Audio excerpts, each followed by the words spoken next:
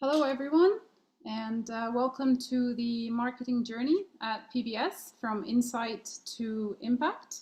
I hope you can hear me well. If there's anything you can write in the chat, your comments. Before we start the session, I wanted to briefly introduce myself. So my name is Alia El Bana, and I'm a professor of marketing. I actually specialize in international marketing, international buyer behavior, and communication. I am also a researcher, and my research revolves around place, and what I mean by place, countries, so at different levels, neighborhoods, cities, towns. My research focuses on authentic place stories. We'll be talking about storytelling in this presentation, and also place branding and place promotion. I've had the privilege to engage with learners across different cultures in Canada, which by definition is a cross-cultural place where many cultures, many diverse cultures live and study and visit, but also the UK and Spain and recently Portugal. I don't know where you are in the world. I know that there's a good chunk of you guys from Portugal, but I do know that there are other people joining us from different places in the world, so welcome again. So the marketing journey at Porto Business School from insight to impact.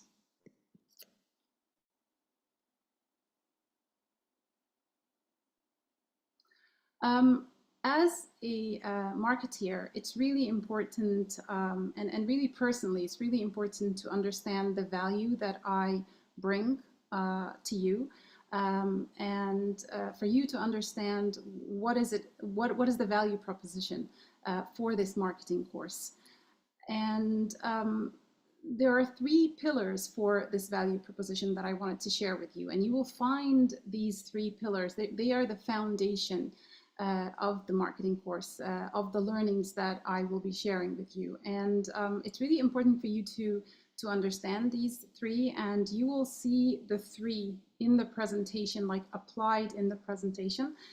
So as I said, it's from insight to impact. So whatever I say now, it's something that you will see that is embedded in the learnings that I will share with you. The first one is the Porto Business School learning approach.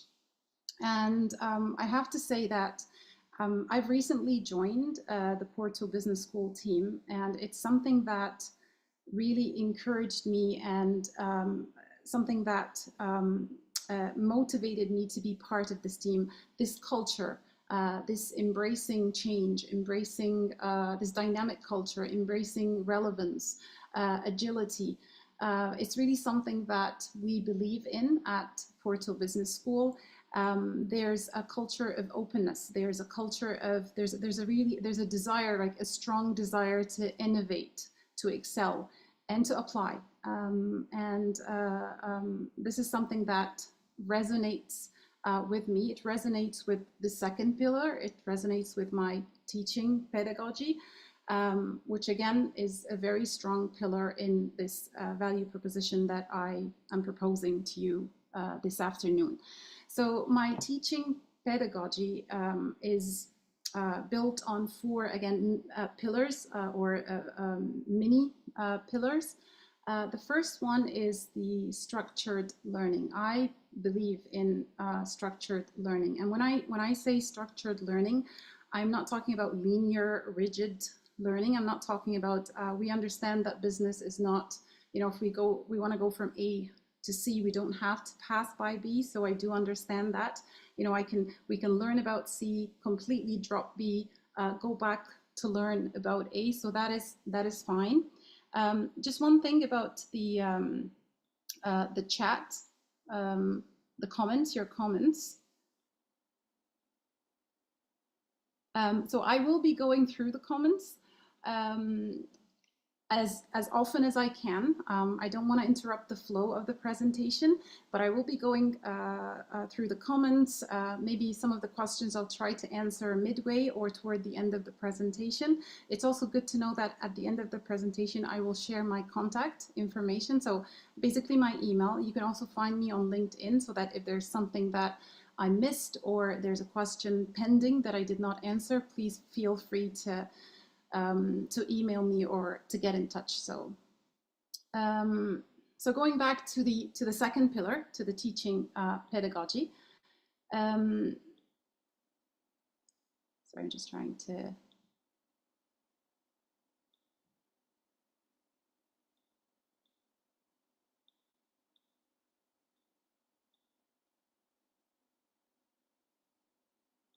So what I'm trying to do now is actually, here we go, close the chat window because it was covering my presentation. Okay, I'm back. So the structured learning, as I said, it's really important to follow this process. Again, it's not a rigid process, but nonetheless, it is a process. It's important to have an understanding of where we're going and what we're doing, to trust the process. It's really, really important. You know, in our day-to-day, we fall into sometimes, you know, going through a lot of knowledge, you know, this doom scrolling. A lot of information. And if we don't have, you know, how many of us have saved videos on their or links on their WhatsApp to go back and watch them and learn from them? But if there's no process, you know, it's just going to be a wealth of information that we don't do anything with. That's why I do believe in structured learning. I also believe in applying. And that's why it resonates with, you know, the PBS learning approach. It's applying, and it's applying immediately. It's applying now. We learn a concept and then we apply it to our work, to our you know, line of work, to the industry that we're in. So it's really important to do that. Reflecting and revisiting all the time, asking critical questions. That is really, really important in the class and outside of the class. And then the final mini pillar in the teaching pedagogy is specializing. And I can't emphasize more. That's why I have it like 3 times, you know, specialize, specialize, specialize. It's something that I learned way back then when I was doing my PhD from my supervisor. And, you know, by definition, again, a PhD is, you know, you focus in this specific area. I think it's really, really important to achieve this depth, this mastery. And we can't achieve depth in all areas. So if I were to, if we were to learn about 10 areas in marketing, then we have to really learn them in depth rather than learning about 20 things. We have to learn, okay, so this is the knowledge. These are the skills that we need to learn to excel in these areas. These are the tools that we need to be aware of. So it's really, really important. I don't know if you've heard of the Dunning-Kruger effect. I don't know if I can, in the chat, if you can let me know if you heard of the Dunning-Kruger effect. Okay, so basically what I don't want to happen is us to fall in what they call the valley of despair. And the valley of despair is when we have a lot of knowledge, you know, when we're exposed to so many concepts, to so many topics, but we don't specialize in any one of them. We are not, we don't master any one of them in particular. So that's something that I would like to avoid. And then the third pillar is the knowledge and skills. And this comes from, at PBS, we take it seriously to engage with industry, businesses, to go to conferences where academics and practitioners meet, to look at the job market and what is it that is growing, what is in demand. These are just a few things that I've identified because I'm going to talk about some of them in the presentation. For example, AI and marketing. What are the top? They're top from the QS World Future Skills Index. The top 2 areas in AI and marketing are machine learning tools, data science, analytics, and visualization. So what are the tools that we can learn? Also, beyond AI, what are the in-demand skills as leaders that we need to master, that we need to be aware of.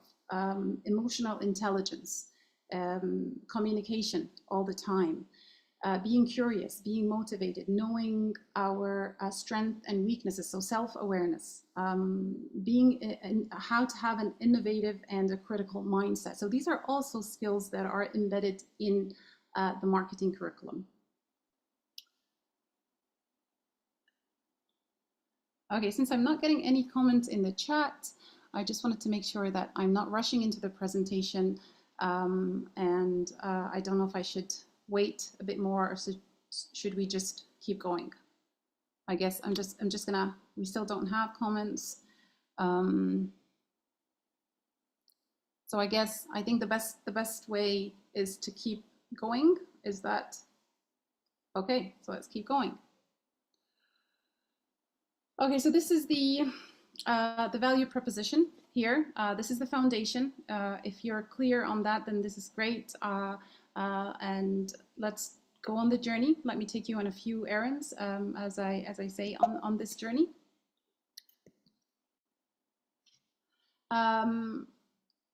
This is basically, again, before we get on the specifics of the journey, this is basically the 3 pillars that I talked about. This advantage, no value, is something that I came up with. So if you go and search the term, I don't think you'll find anything. It's something that as a marketeer, again, I came up with. But it's the map. It's really the mapping of this educational value proposition that I'm proposing here, the foundation. Okay. Okay, perfect. Thank you. I'm just reading the...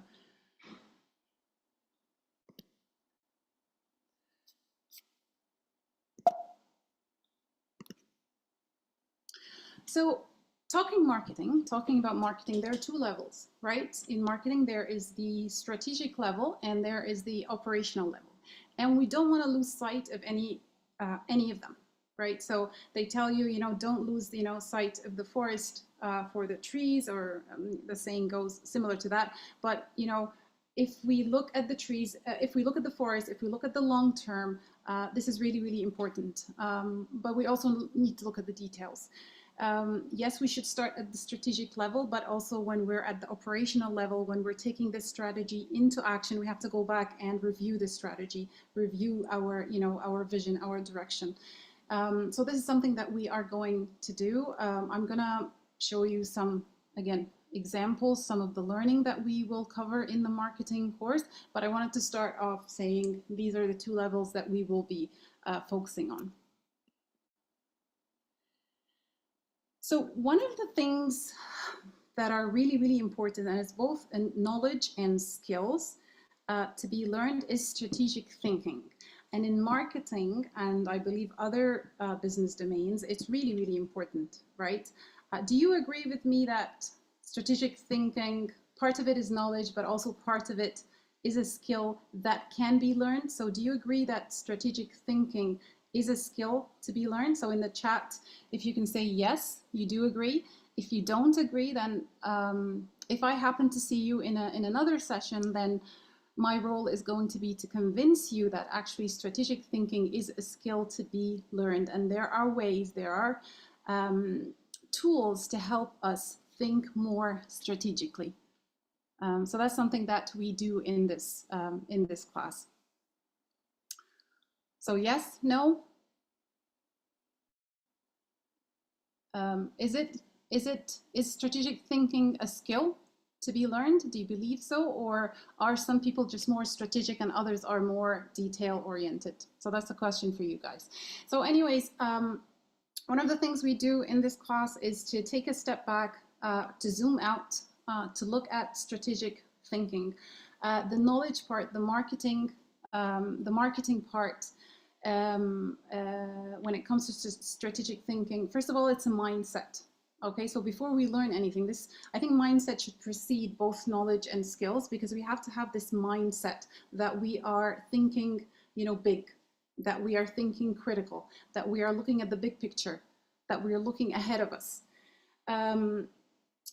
Strategic marketing, we have to have a clear vision, where we're going and how we're going to achieve that. We need to know the inside and the outside. So the comprehensive analysis is really, really important. We have to know, okay, so what are our strengths? What do we have? What is the value proposition?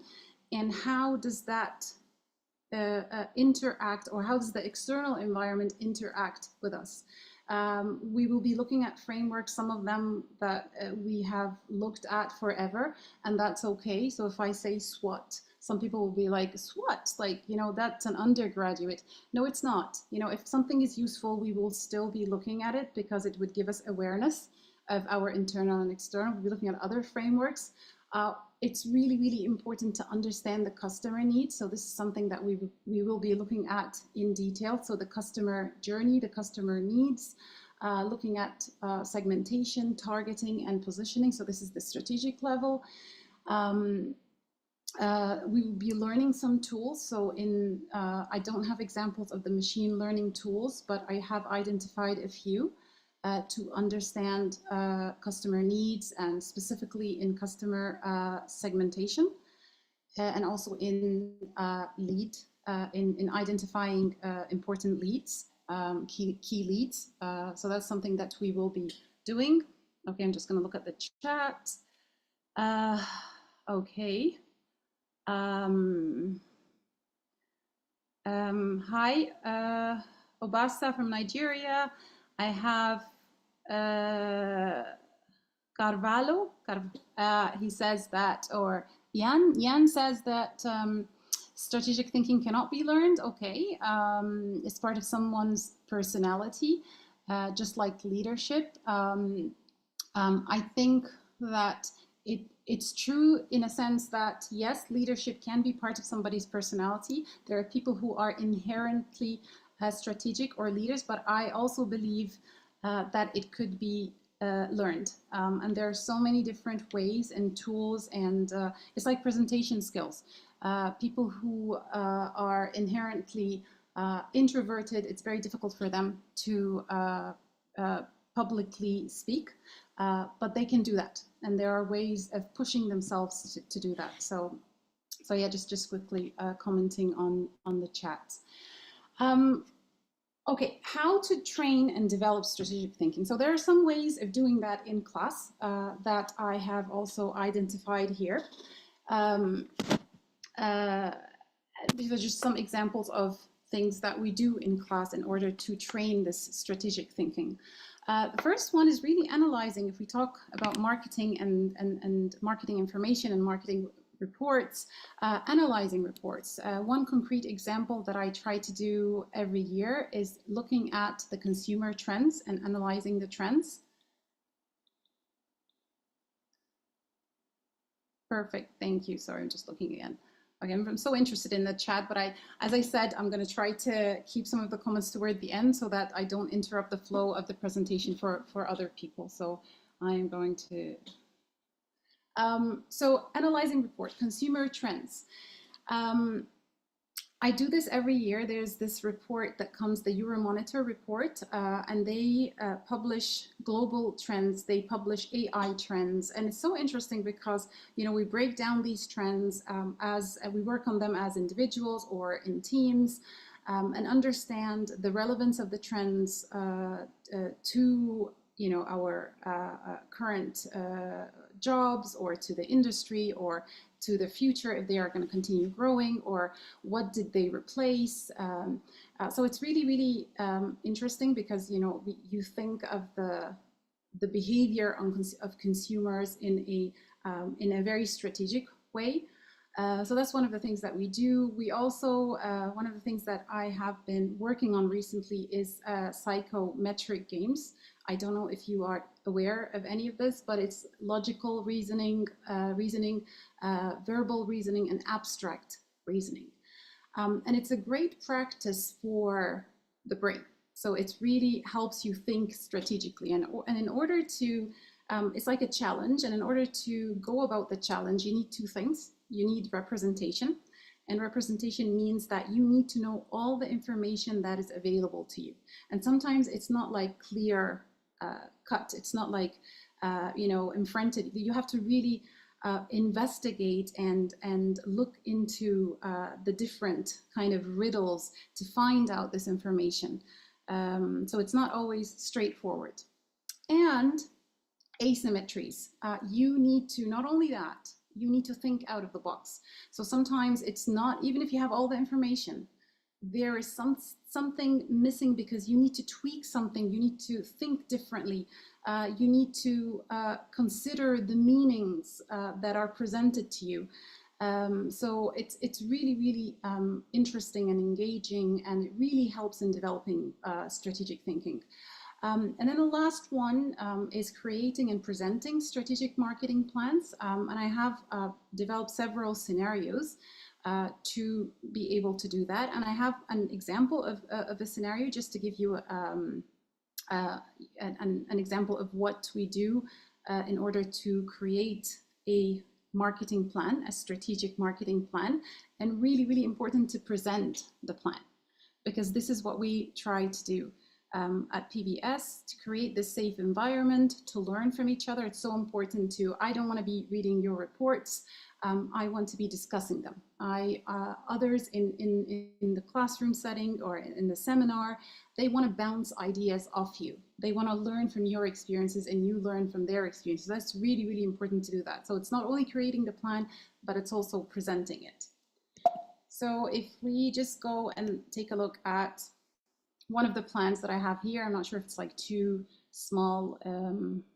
I tried to kind of summarize it as much as I can, but this is a plan that helps in long-term thinking, forecasting, strategic planning in an ambiguous, dynamic, ever-changing landscape environment. So it's about the marketing sector in 2030, and it's about acting now. And you know, you read 2030 and it's only like 5 years from now, so it's not far, you know, far from now.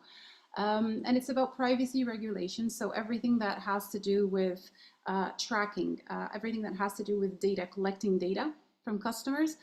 So I'm talking about like first party cookies, or first party, second party data, third party data. So you're collecting the data yourself, or you are receiving this data from another,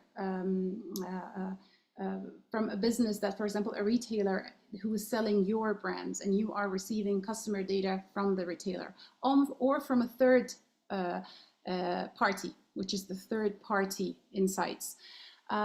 So when this type of information is becoming restricted, is becoming illegal, what is your plan? The dilemma is that consumers, they continue to demand authenticity. They want to have control and privacy over their data, but they still are requesting or expecting personalization. So how to go about that, how to rethink everything about reaching and understanding and engaging your customers. Basically, the challenge is that you are an executive marketing team. I specify here the type of industry, but we can always change that. We can tailor it to the industry that you are working in or that you aspire to work in. You must create a 3 to 5 year marketing transformation plan that succeeds in a cookie-less privacy world. The things that you need to come up with, and I just put some examples here. What are the strategic questions that you need to ask, right? And what are the tension points? What are the dilemmas? So for example, okay, I'm looking to expand the business, I'm looking to grow the business, I'm looking to attract as many customers as I can, or I'm looking actually to maintain my customer base and focus on loyalty and trust.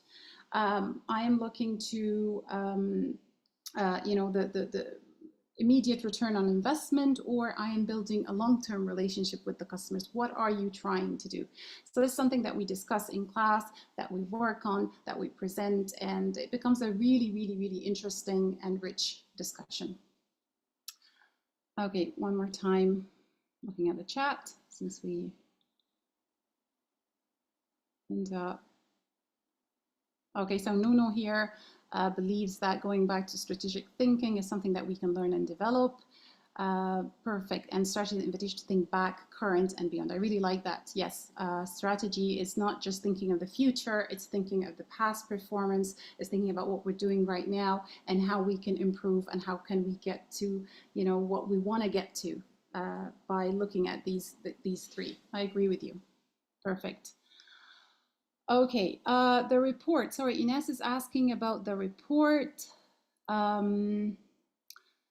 Ines, I can add to the chat toward the end links to the report. So I don't know which one you're mentioning. Is it the QS report at the beginning? Just let me know which one. Also, as I said, I don't know if you were here, but I will provide my email, and I'm happy to send that to you as well, whatever report you're asking for. Okay.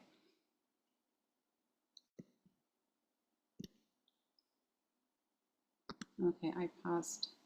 Okay, another learning example that I wanted to, so remember the three, I told you that the three tools that I mentioned at the beginning, I'm always coming back to them. The three pillars. One of the pillars was the knowledge and the skills and the growing in-demand skills the coming 5 years. One of the top AI skills related to marketing is data science, analytics, and visualization. One of the things that I wanted to share with you is story-driven analytics for strategic marketing decisions. And what I like to do, what I always do, what helps me in my research is breaking things down. Because sometimes it sounds more complicated than it is. So what is it exactly that I'm trying to say? Well, I'm trying to say that I want to put together a narrative. I want to put together an engaging, a compelling narrative that is driven by data, right? So we analyze this data, we understand the data, and I want to do that to help me make sound strategic marketing decisions. So that's basically what I'm trying to do. So this is basically what this learning is about. There are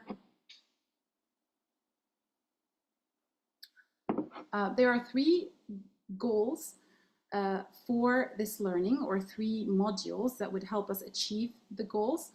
I will focus on the first 2. The third one, well, in the classroom, in the session, we do the 3 of them. But today I am just going to talk about the first 2. So the first one is enabling executives to create a compelling story. So what does compelling story mean? What does it entail? Learning about resources and tools to transform the story and marketing data into a compelling visual narrative. So how can we do that? What are the tools out there that could help us do that? And the third one, which I'm not going to go into details about today, is transforming the visuals that we have into a compelling spoken story. So really presenting this story, pitching the story. And this is something really, really important to practice, as I mentioned earlier, in a safe environment, at university, with your fellow colleagues. It's really, really important to keep, because it only comes with practice. So this is something that we will be doing as well. So let me start with the first one, enabling executives to create compelling story.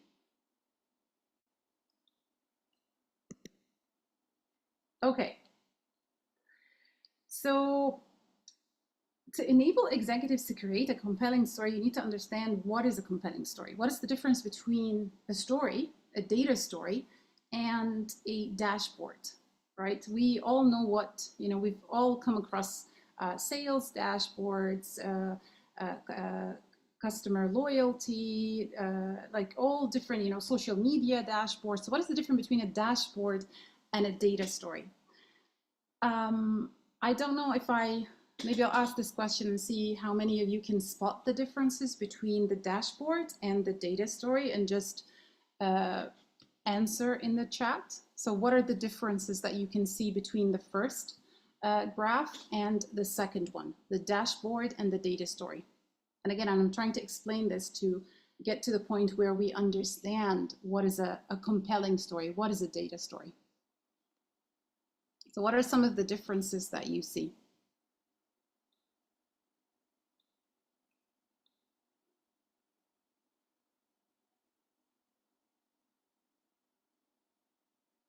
I'm just going to give it a few seconds and then I'm going to spit out the differences.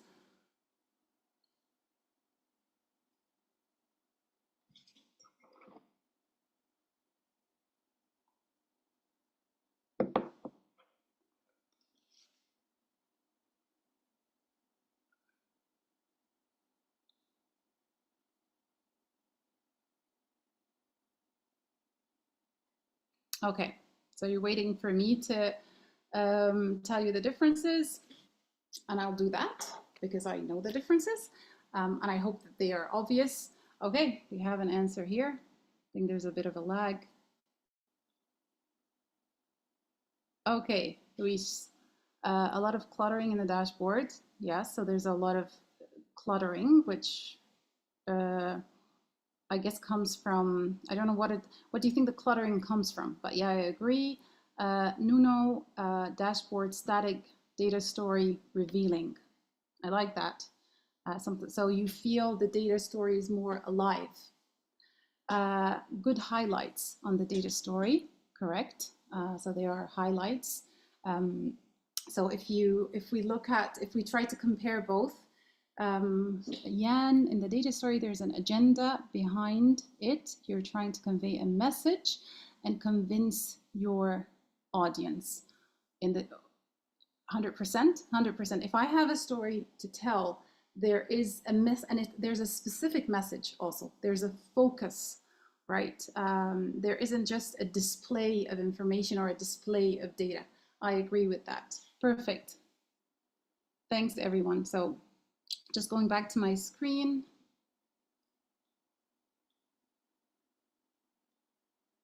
Sorry, I'm just.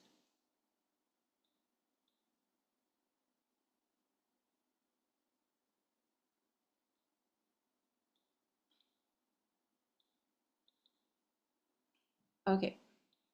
Okay, so just going back to the screen. Yes, all the comments you said, perfect. Right on. So if you look at the dashboard, there's clutter. And the clutter is because there are 1, 2, 3, 4, 5 colors, right? So whereas if you look at the data story, there's only one of the lines is highlighted. So there's a focus on product E. The story is about product E. If you also look at the headline of the data story, it's more a headline, right? Product E's orders increased. There's a specific headline that talks about the increase in the orders of this product. Whereas the other one is pretty generic, monthly orders by product. There's a legend which tells you, these are the product colors, whereas in the data story, it's more alive. There's annotations, there is labeling of so there's direct labeling of the line, which makes it easier to follow, rather than looking at, the blue line, what is it? And then going up, it's product C. No, here we know it's quicker. It's also it's a decluttering because the other colors are muted. So again, the focus is on product E. So these are I believe the differences between I think we spotted all the differences here. This is just a summary really of the differences. That doesn't mean that dashboards are bad, right? And that data stories are the best. It really depends on your audience. It really depends on the narrative and the story that you are, excuse me, the story that you are telling. So if you are just putting out their data, it's for exploration. You want to show like the big picture, the whole picture, then maybe the dashboard is better. But if you want to communicate a specific story, if you want specific insights, right? If you want it to be more alive, if you want to communicate a specific meaning, then maybe the data story is best for you. Maybe this would be more of a compelling, of an engaging story. Less clutter, right? It's as in the engagement part, designed to engage audiences and convey clear, compelling narratives. So it's really important to understand, the differences.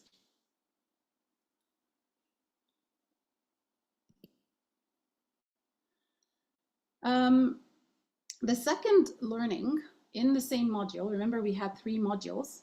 The first one was enabling executives to create a compelling story. So we're still following in the same module. The second learning is how to do strategic data exploration, how to explore strategic data, how to do that. And of course, there are so many different ways of doing it. One way that I found very informative and very applied is this article, and I also have other articles to discuss, but I thought I would summarize one. This article is a Harvard Business Publishing article, and the good thing about Harvard Business Publishing or Harvard Business Review is that the Harvard Business Review is the journal, but the publishing is more the practitioner applied articles. So it's like straight to the point. It provides, specific strategies. So here, the question in the article, the title of the article is how content marketers can tell better stories with data. What do they do? What are the strategies that they use? And I just summarized a few because they resonated with this learning. The first one, and I don't know if you agree with me or not, but let's quickly go through them. Start with a dream headline. So something like, if you are looking at social media and how the posts affect repeat purchases of Gen Z or another generation, maybe start with this headline for your story. Personalized social media posts boost repeat purchases in Gen Z customers. This is the storyline that you want to, this is the outcome that you want to reach. And of course, this is a pre-data collection or during the data collection that you do that. But it justifies why you're going through this data. Why are you going through social media posts and why are you going through this data? It's because you want to find this relationship. So this is a strategy to explore the data while you're on it, while you are collecting the data. Also, it's really important to be able to spot patterns or not. So you are looking into your data and you are finding out, okay, there's a trend there, right? Maybe this trend is about the communication styles of Gen Z. They communicate in a certain way. So then it's easier for me to communicate with them in a similar way to be able to get their attention. So now I discovered a pattern and there's a story that I can that can come out of this pattern and how I can apply it and how I can use it for my strategy. But also they might not be patterns, right? There could be a lack of patterns. There could be actually a counterintuitive finding. Also, we've learned in research, and if any of you have done research, sometimes it's disheartening to find an insignificant result. But it's also a compelling, if something is insignificant, it's telling us something else. We don't have to, not everything has to follow a pattern or it has to be significant in the way that we are trying to prove this dream headline, the story that we are trying to come out with. So one of the findings could be, I have an example here of high income consumers. So people who earn more are less likely to pay for Netflix and Amazon Prime so streaming services, than low income or middle income, let's say middle income consumers. That's interesting, and it's interesting because maybe there are other factors that lead to the spending. Maybe people who are middle income, they like to entertain themselves at home, watching series or doing this type of entertainment, engaging in this type of entertainment for one reason or the other. So it's really important to be able to spot that. Seek surprises. So again, it's something that in looking at the data, in exploring the data, it's really interesting to find something that, again, does not follow a pattern, does not follow a conventional story. or something that is trending. So for example, nowadays, younger people are trying to, when they seek long-term relationships, they are trying to meet people in person rather than meet them online. So that's an interesting finding. That's a surprise. Pick the right format.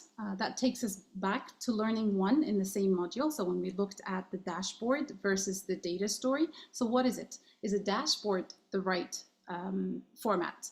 Or an infographic, or putting information in a blog form? Like, what is it exactly? So we have to understand, in order for us to put a compelling story, the right format for this story, the right audience, the type of the story. Lead with a clear message. It's very important for you and for the audience to know what message are you trying to communicate. And if you were to summarize this message in one line, what would this line be? You have to be clear about that. Highlight key numbers.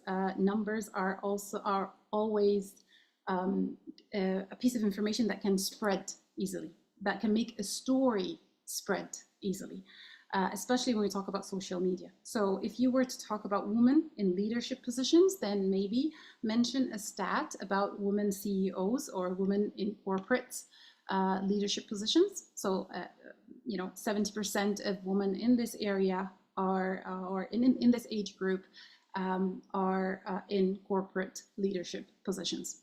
So that helps your story.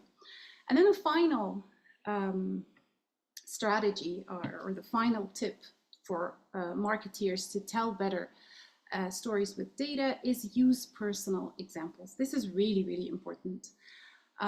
Ground your data in real stories to make insights tangible. I do this all the time. I try to do this all the time. And I pull stories from things that I watch, I read a lot, so I pull it from books that I read. I also listen to podcasts. So there's a lot of stories that are being told on podcasts that I use in my teaching. And I find that really useful, because if it resonates with you, if it resonates with me, it's most probably going to resonate with you. One of the stories that I wanted to mention today, because I was watching this series / documentary. I don't know if you know Jeremy Clarkson. I don't know if any of you know Jeremy Clarkson. He is a famous UK broadcaster. So yes, no on the chat. I don't know if you know him, but anyway, so Jeremy Clarkson has he stars in himself in a documentary on one of the streaming platforms, and it's called The Clarkson Farm. So what he's doing on this farm, in this series, is taking care of a farm, and he's never done that before. Long story short, he needs to buy a tractor, and he goes to the salesperson. So the person selling the tractor to Jeremy. And the salesperson understands exactly what Jeremy needs in a tractor. Later on, there's a misunderstanding, but that's a different story. But he seems to understand what he needs. So in our language, in the marketing language, the customer need is understood, is identified, is understood. So he understands that this is a person who has no knowledge about farming, who has never been on a tractor. So he says, and I wrote this down so that I don't miss what he said, like I quote, "You got an engine in the front, you got a gearbox, no suspension, no fancy electronics. There is nothing to go wrong we can't fix." And I felt that this was an excellent sales pitch. Very simple, very direct, it's targeting the need and understanding the customer. That's a simple selling point. This is what you need of a tractor, and you'll be able to manual this tractor. So this is a story, and it serves this context of understanding customer needs. Just gonna look at the chat.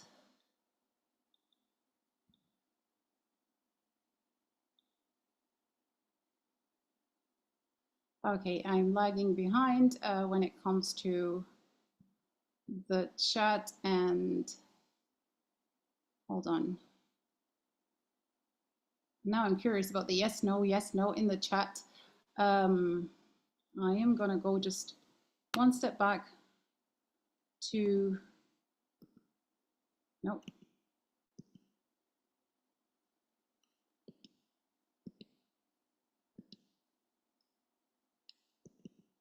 Okay, what is the yes, no about? Somebody can enlighten me. What was the answers about the yes and the no? Regarding, oh, no, okay, perfect, yes. So it was regarding the Jeremy Clarkson, if you know him or not. Okay, so this is the story of him in this series. It's in the first episode, so you won't miss it, but if you were to watch the series, but it's really, really interesting to pull out from these stories, from these personal examples to ground, you know, if I have data on, okay, we're talking about understanding your customer needs, we're talking about thinking about the need, not the product, right? What satisfies the need, right?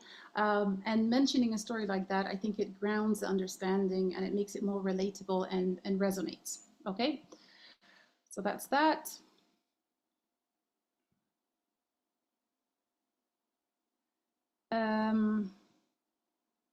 So just to conclude this part, success in data-driven content is measured by narrative clarity, not data quantity.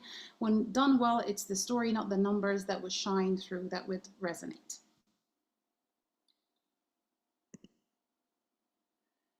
Module 2. So this is the first module, and then moving on to the second one. I actually am tempted to take you back here to where we started, just so that you're following the story. So remember, we are talking about story-driven analytics, and for those of you who are joining late, story-driven analytics for strategic marketing decisions. There are 3 goals or 3 modules to understand how to deliver, well, how to come up with or how to understand compelling narratives from data, coming from the data, and to use these compelling narratives to come up with strategic, sound marketing decisions. So we talked about the first one, what is a compelling story, understanding a compelling story, strategies to put together a compelling story. And now we're moving on to the second module, which is looking at some of the resources and tools to transform the story and marketing data. So I see time-wise, we have like 12 minutes for the hour, and I think that would be, I'm good with that. I think we should be able to finish on time. So going forward, rather. Okay, so the second module is really looking at the resources and tools to transform the story and marketing data into compelling visual narratives. I have identified for this presentation 2 things, 2 resources that you can take away and you can explore yourselves, but I find them really, really interesting, engaging, and have an easy to understand, right? And I think that's really, really important because there's a lot of information out there. So in this module, the first learning is to apply, this module is about tools and resources, which is the application of creating this compelling data story. There are 2 ways to visualize data. So to transform the story that you have, to transform this compelling story into a visual story, there are 2 ways to do that. One way is to, or the first step really, it's not one way or the other. The first step is this data viz project. I don't know if you've come across it, but it's been really, really useful in visualizing the different data forms. And I have it open here. Hopefully you're able to see my screen. So this, so if we go back so this project is created by a Danish infographic and design agency. And it helps users, and the users are a combination. They could be designers, marketers, learners, data analysts. So it's really what it's trying to do is trying to show you or help you experiment with the most effective way to visually present data, right? And I will show you here some of the stuff that, so you have a family of data visualization.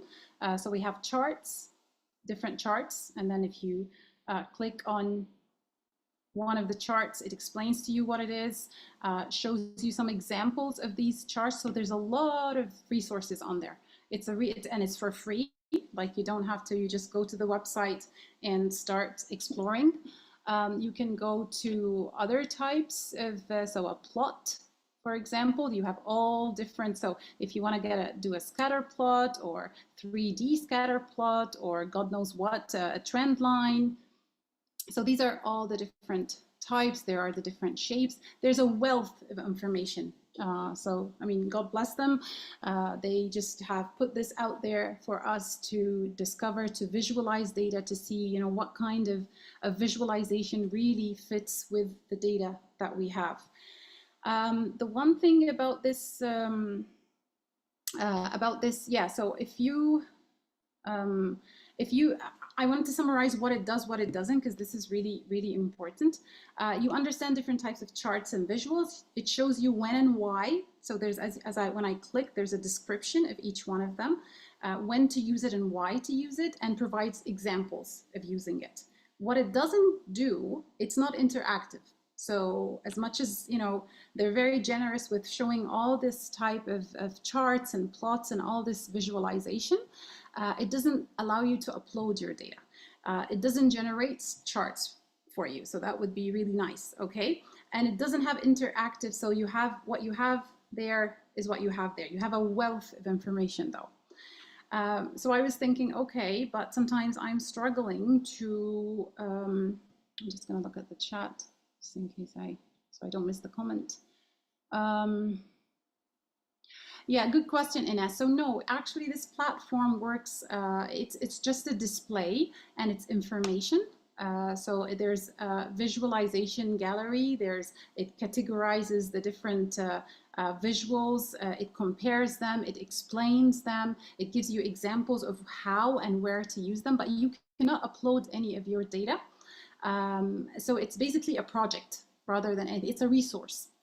And that's why I have looked into, and this is what, this is the continuation of the learning. Okay, so when I want to put together a chart, when I want to put together, you know, I want to have, you know, different visualization. I don't know, like a Venn diagram or whatever. What do I do? And the best way to do that is actually, I have it here, is to look at other tools. So these are the best tools.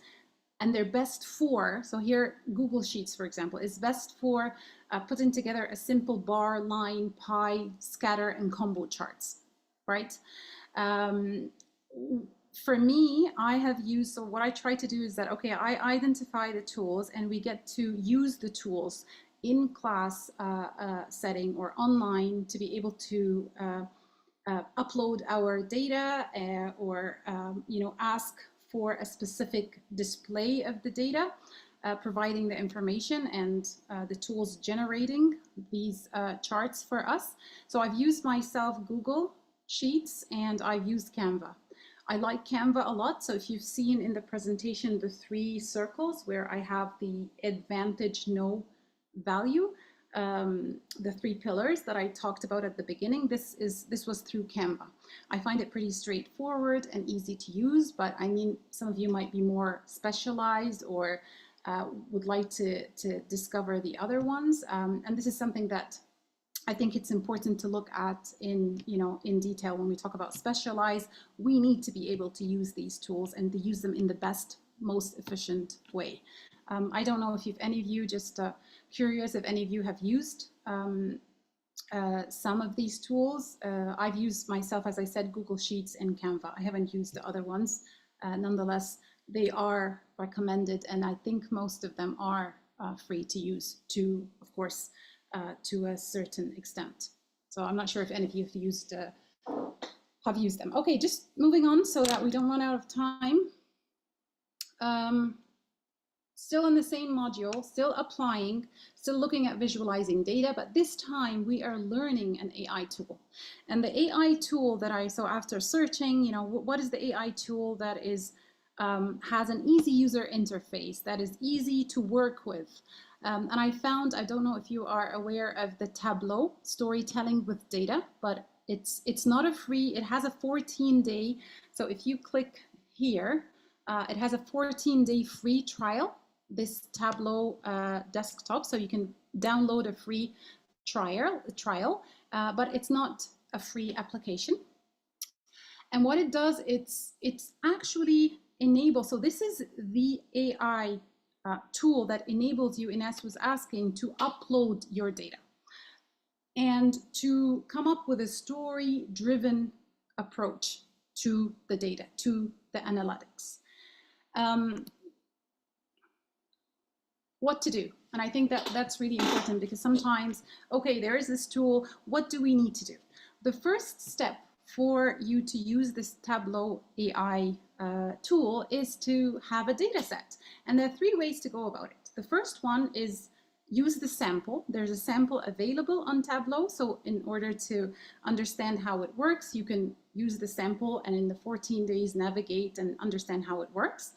Or you can use an existing data set. Maybe you do have a data set at work that you want to explore, that you want to come up with a compelling story from this data set, or ask AI to generate a realistic data set. And this is what I've done. So this is the prompt. I thought I would show you the prompt that generated a data set for me to upload on Tableau and work with, because I wanted to have something specific to marketing. So basically the prompt is, you are a marketing analytics manager. You're expanding across 3 regions. You're using past performance data by communication channel. So there are different communication channels. Identify what's working where and recommend a revised budget to improve ROI. That's what you're trying to do. This data set can include monthly data across regions, segments, channels with fields for spend, conversions, revenue, and ROI. So this is great in a sense that we're going to break this down. Okay, what do we mean by convergence? What are the KPIs here? So there's a lot of learning in terms of knowledge, but there's also a lot of application and learning the tool. Just quickly, this is the data summary. So I was making sure that I have no missing values. This is the file that was generated, the number of rows, the data types. The second step to be able to learn the tool is to connect the data. So these are the types of data sources that Tableau supports, and it's very straightforward. You open the Tableau, it's very straightforward. In the start page, under Connect, you click for, in this case, the Microsoft Excel, where it has my data file. I just wanted to display a few pages here. This is taken directly from the Tableau website. So if you go to their website, they show you, so this is the basic view, and it's very easy. It's like a drag and drop where you decide on, okay, what visualization do I need? So I need to visualize, okay, the year, order date, and the profit during this year. And then you're able to, it's able to come with a data-driven story visualization.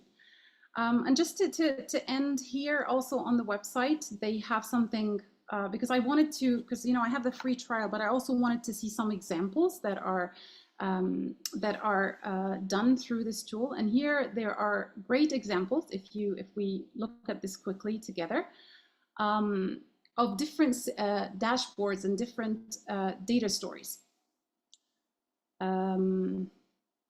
For example, here's a quarterly forecast dashboard, a sales pipeline dashboard. And if you click on any one of them, not only that, it explains it in details here. So these are all templates, examples. So hopefully you can still see my screen. So here it's explaining the sales. So on the side, it's explaining the sales forecast dashboard. And if you, I think the good thing about it as well is that if you,